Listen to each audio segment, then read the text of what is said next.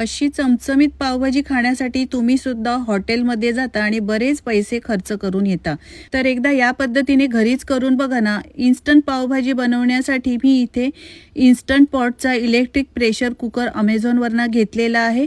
चौथे मोड सिलेक्ट करायचा. कुकरमध्ये तेल, बटर, जिरं, कांदा घालून मस्त मिक्स करून घ्यायचं.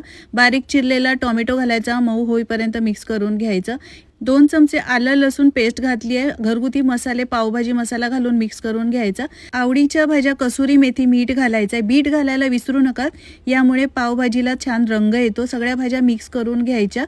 पाणी घालून सगळ्या भाज्या एकदा व्यवस्थित मिक्स करून घ्यायच्या. लीड लावून सील बंद करायचा आहे आणि त्यानंतर प्रेशर कुक करून घ्यायचं आहे 15 मिनिटासाठी. अमेझॉनवरून घेतलेल्या इन्स्टंट पॉट इलेक्ट्रिक कुकरमध्ये पटकन अगदी ही पावभाजी तयार होते. भाज्या मॅश करून घ्यायच्या. यानंतर याला फोडणी द्यायची. मस्त फ्लेवर येण्यासाठी बटर गरम करून घेतला. 1 चमचा काश्मीरी मिरची पावडर घालायची. मिक्स करून ही फोडणी यावर घालायची. कोथिंबीर घालायची. रेस्टॉरंटपेक्षा भारी पावभाजी घरच्या घरी बनवलेली आहे. तुम्हाला जर हे इन्स्टंट पॉटचं इलेक्ट्रिक प्रेशर कुकर घ्यायचं असेल तर अमेझॉनवरनं तुम्ही घेऊ शकता.